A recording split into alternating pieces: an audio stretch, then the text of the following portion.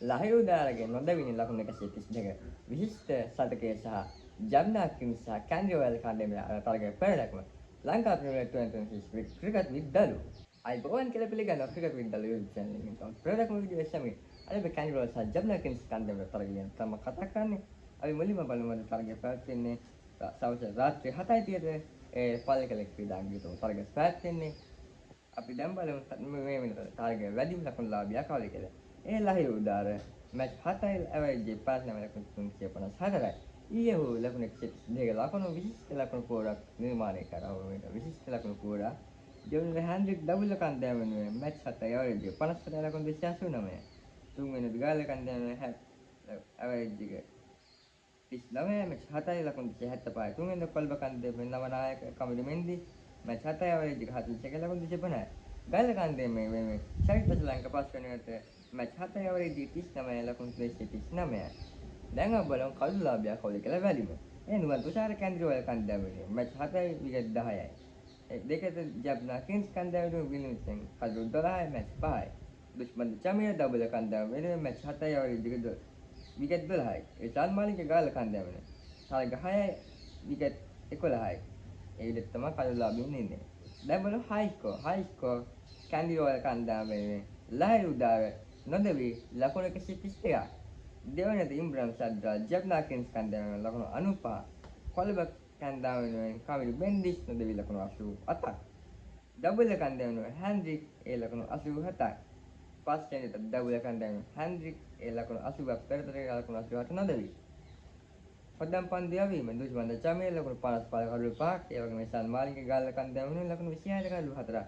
තුන්වෙනිද කැන්ඩ්‍රවල් කන්දෑම වෙනුවෙන් නුවන් ප්‍රශාල ලකුණු 29 කඩළු 4ක්.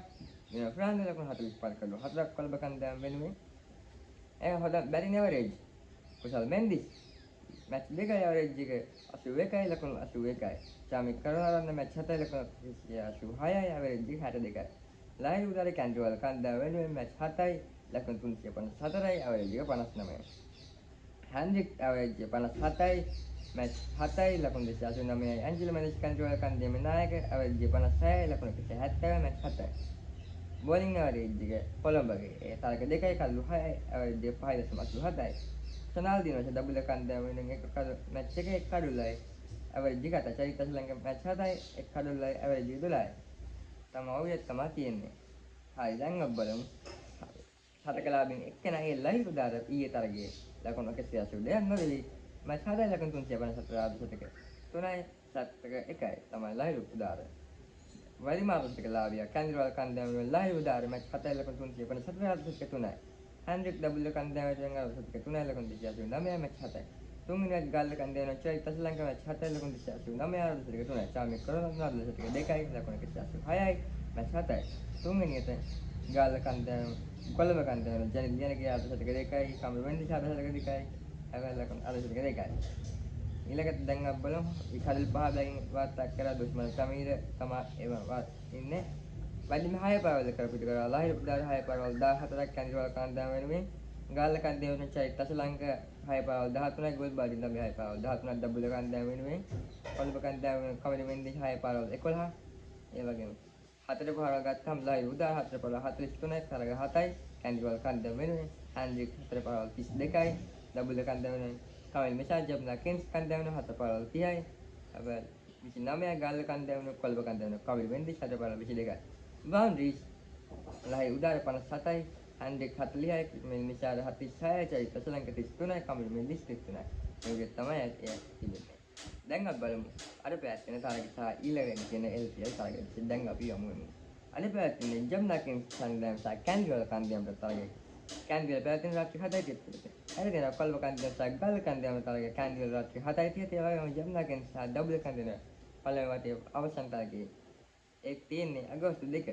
ජබ් කැන්ඩිවල තමයි තියෙන්නේ. ඊට පස්සේ ත්‍රිපිටක හත් දෙනාගේ වටේ පළවෙනි තරගයේ අගෝස්තු 5 කොළඹ ආර්.ප්‍රේමදාස ක්‍රීඩාංගණයේ රාත්‍රී 7:30ට දෙවන තරගයේ රාත්‍රී 7:30ට අගෝස්තු 5ම ආර්.ප්‍රේමදාස ක්‍රීඩාංගණයේ ත්‍රිපිටක හත් දෙනාගේ වටේ තරගයේ තුන්වෙනි තරගයේ අගෝස්තු 7 ආර්.ප්‍රේමදාස ක්‍රීඩාංගණයේ අගෝස්තු 8 ෆයිනල් එක තියෙනවා.